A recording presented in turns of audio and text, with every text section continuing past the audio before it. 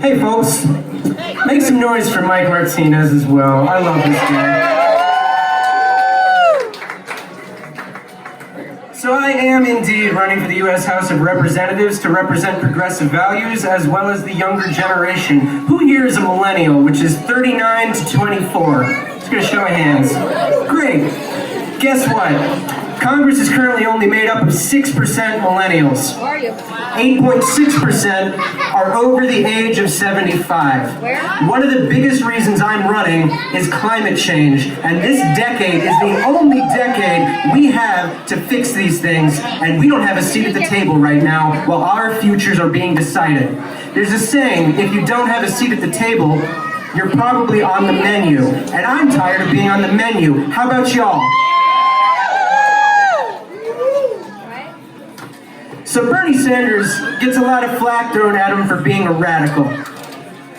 I studied philosophy in college, so let's examine that word for a second. It comes from the Latin radix, meaning root. Bernie's platform is addressing the foundational issues, not tweaking the symptoms. My platform shares a lot from him. Don't tell Bernie this, but I borrowed liberally from his platform for my own. So I obviously believe in Medicare for all, Green New Deal, $15 living wage, things like that. When I call myself a progressive Democrat, when I say progressive, I don't mean left or right. I mean moving forward, progress. And progress has always happened with bold ideas. Who here thinks Social Security is a radical, bold idea? No one? Yeah, that's the answer I usually get. When FDR passed it, it was considered radical. It was considered bold. Because new ideas are always scary, because they're untested. We have a choice when we face unprecedented problems like we have right now. We can either choose to look at them with fear and cling to a status quo that isn't working simply because it's familiar, or we can choose to look at the problems we face as opportunities to make the world better.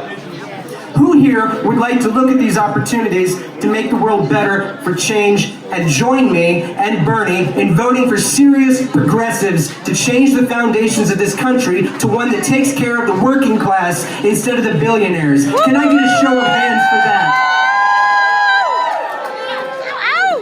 Thank you. Y'all are fun. In the future, 50 years from now, people will look at things like Medicare for all and its inevitable passage, I think very soon, and wonder what took so long. Because these are not radical ideas in the way people who use that as a slander towards Bernie mean them. These are rational ideas. We are the only developed nation that does not guarantee health care to its people. The current status quo is 45,000 Americans dying every single year because they can't afford health insurance. Do y'all think that's wrong? Yes. Do y'all think it'd be nice to save $600 billion a year on cutting out administrative costs? Medicare for all would do that. Do y'all think it's good that people die so that private insurance companies can make a profit? No. These are not radical ideas. They're bold. But only because we need to be bold to fix years of injustice and subjugation of the working class. The next time somebody tells you these are radical proposals, let them know they're not. These are rational and they're humane. And that's why I support Bernie Sanders, because his proposals are rational, they're pragmatic, and they're humane. My father was a New Age minister in Asheville. I was born and raised here. He taught me to take care of people, that people have innate value that transcends the number in their bank account. People aren't worth something. They're not worth surviving being sick because they're rich. Bernie shares that idea. I share that idea. And I have a hunch a lot of y'all share that idea. Who's with me on that?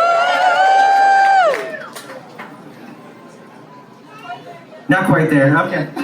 I'm going to plug tomorrow. So tomorrow, the Asheville office of the Bernie Sanders campaign is opening over in West Asheville, right next to Harvest Records. It's at 5 o'clock. It's an open house. They're going to be doing phone banking, and I will be speaking there again. That's tomorrow, 5 o'clock in West Asheville. I'm sure the lovely Bernie volunteers here can tell you more details about that.